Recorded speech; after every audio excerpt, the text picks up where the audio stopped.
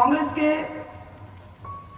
इस कुराज को और उससे आक्रोशित हमारी राजस्थान की जनता की आवाज को बुलंद करने के लिए आज हमारे बीच में आदरणीय नड्डा जी बैठे हुए हैं।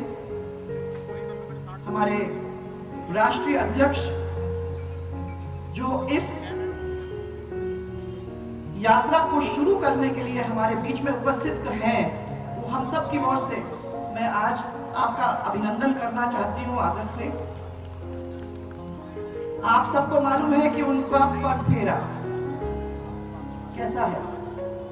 जहां भी वो गए हैं वहां कमल खिलाकर ही छोड़ा है। तो इसी जोर से ताली तो बजाएंगे तो मालूम पड़ेगा कि हाँ, भारतीय जनता पार्टी की आवाज यहाँ भी बुलंद है। इनके कुशल नेतृत्व में यूपी के अंदर, उत्तराखंड के अंदर, मणिपुर के अंदर, गोवा के अंदर और अब गुजरात और हिमाचल प्रदेश के अंदर हमारी भाजपा की सरकार बनने जा रही है। आपको और मोदी जी को मैं अग्रिम बधाई हम सब की ओर से देना चाहती हूँ। जोर से करोगे यार, क्या है, इतनी धूप तो नहीं लग रही है आप लोगों को, कैसे बैठे हो जैसे अभी तो यात्रा की शुरुआत है। इसके बाद अभी मोदी जी और आपके इस प्रभावी लीडरशिप के में हम लोग कर्नाटक जाएंगे और कर्नाटक के बाद राजस्थान, मध्य प्रदेश, छत्तीसगढ़, इसके अंदर भी बहुमत में सरकार को लाने का काम हम इनके लीडरशिप में करेंगे। ये जन आक्रोश यात्रा ये खाली भारतीय जनता पार्टी के लिए नहीं है, ये प्रदेश की जनता के लिए भी बहुत ही महत्वपूर्ण है। क्योंकि जो ये सरकार है ना, उसके लिए साल नहीं दिनों की गिनती है, कुछ ही दिन बचे हैं। आज जब जन आक्रोश यात्रा का माननीय नड्डा जी के हाथ से शुभारंभ होने जा रहा है, तब हमारे प्रदेश की जनता ये सवाल जरूर उठाएगी कि ये आक्रोश यात्रा काहे के लिए कर रहे हो। ये स्वाभाविक है कि वो हम लोगों से ये प्रश्न पूछेगी। आप सबको मालूम है कि जिस पार्टी को जिताकर जनता सरकार में बिठाती है तो उनको बहुत आशा भी होती है, उनसे कुछ आकांक्षा है, अपनी खुद की आकांक्षाओं को लाने की कोशिश भी उनके अंदर है। वो चाहते हैं कि आगे चल के हमारा स्वाभिमान, उसकी रक्षा हमारी सरकार करेगी। वो चाहते हैं कि एक शांतिपूर्ण वातावरण हमारे प्रदेश के अंदर फैलेगा, जिसकी वजह से हमारा आगे चल के प्रदेश समृद्ध होगा। ये सोच करके जनता किसी पार्टी को जिता के उसको सरकार देती है।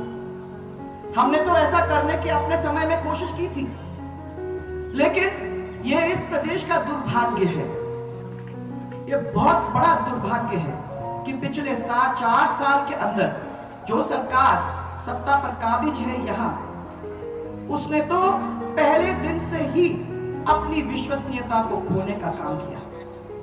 क्योंकि इस कांग्रेस ने जब अपनी सरकार बनाई तो झांसे के ऊपर ही अपनी सरकार बनाने का काम किया। कितने सारे वादे किए सबको, आपने भी उन वादों को सुना। उन वादों का क्या हुआ? उन वादों का क्या हुआ? और आप तो इन वादों को छोड़िए, मैं तो ये कहना चाहूंगी आप लोगों को कि झूठ बोलकर जो भी सत्ता अपनाता है उसको आगे चलकर दुख पाना ही पड़ेगा। और इससे आहत हमारी जो जनता है, उसने 5 महीने के अंदर ही इस सरकार को बता दिया, जब उसने 25 की 25 सीटों को जिताकर मोदी जी के झोली में डालने का काम किया। ये कोई छोटा मोटा काम नहीं था। यहाँ कोई जीता, परंतु वहां उन्होंने दिखा दिया कि 5 महीने के अंदर ही हम लोगों को इनके ऊपर विश्वास नहीं। माननीय मोदी जी के नेतृत्व में 25 कमल हमारे खिले और भाजपा ने हमेशा आप लोगों को क्या, हम लोग सबको जब से बड़ा हुए हैं तब से हमको ये सिखाया कि जनता के बीच में जाओगे तो सुशासन, विश्वसनीयता और प्यार, इन चीजों को लेकर आप जनता के बीच में जाओगे, तभी आपकी पार्टी अपने पैरों पर खड़ा होकर मजबूती के साथ जनता का साथ दे सकेगी। आज आदरणीय अटल बिहारी वाजपेयी जी, आडवाणी जी हो, चाहे मोदी जी हो, इन लोग सब ने सेवा और सुशासन के ऊपर हम सबको बताया और हम उस पर जोर देने का काम किया।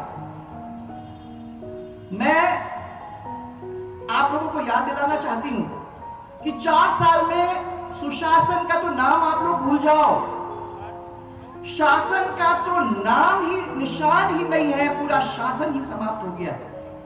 आज अगर आप देखेंगे तो मुख्यमंत्री, और अब वो क्या कहोगे, उप मुख्यमंत्री कहोगे या पूर्व उप मुख्यमंत्री कहोगे या पूर्व प्रदेश अध्यक्ष कहोगे, उनके बीच में बोलचाल ही नहीं है। मंत्री और अफसर एक दूसरे से लड़े जा रहे हैं, मंत्री और मंत्री एक दूसरे से लड़ते जा रहे हैं। यहां प्रधानमंत्री जी हमारे ये कह रहे हैं कि हमारे किसानों की जो आय है उसको हमें सबको दुगना करने की जरूरत है, और दूसरी तरफ ये सरकार जो हमारी एक बहुत लाभदायक स्कीम थी, मुख्यमंत्री जल स्वावलंबन योजना, उसको बंद करने का काम। मैं तो एक का नाम ले रही हूं, वैसे तो कई हमारे स्कीम्स थे जो भारतीय जनता पार्टी ने पिछले राज के अंदर आपके सामने रखे थे, उनको सबको ध्वस्त करने का काम इन लोगों ने किया। भर्ती की परीक्षा, पेपर लीक, करप्शन, ऐसा भ्रष्टाचार खुलेआम, किसी को शर्म ही नहीं है। अपने आपस के झगड़ों के बीच में उनको फुर्सत ही नहीं है ये पता करने को कि जनता क्या कर रही है और जनता के आंसू पोंछने के लिए किसको और कब जाने की जरूरत है। और बात आज की नहीं है, मैं ये आपको याद दिलाना चाहूंगी कि आजादी के बाद से लेकर भैरव सिंह जी की सरकार तक इस कांग्रेस शासन ने बीमारू प्रदेश के एक श्रेणी में हमारे राजस्थान को घसीटने का काम किया था। ये तो आप लोगों ने हम सबको आशीर्वाद दिया, तो हम लोगों ने मिलके, चाहे भैरव सिंह जी हो चाहे भाजपा की सरकारें हो, हम लोगों ने मिलकर के जनता को अपना केंद्र बिंदु मानते हुए, गरीब को अपना केंद्र बिंदु मानते हुए जन कल्याणकारी योजनाओं को जमीन पर लाने का काम किया। और पिछले सरकार के अंदर बीमारू प्रदेश के दर्जे से अपने सरकार को बाहर निकालकर, अपने प्रदेश को बाहर निकालकर अग्रणी प्रदेश की पंक्ति में लाकर खड़ा करने का काम किया, जिसका हम सबको गर्व है।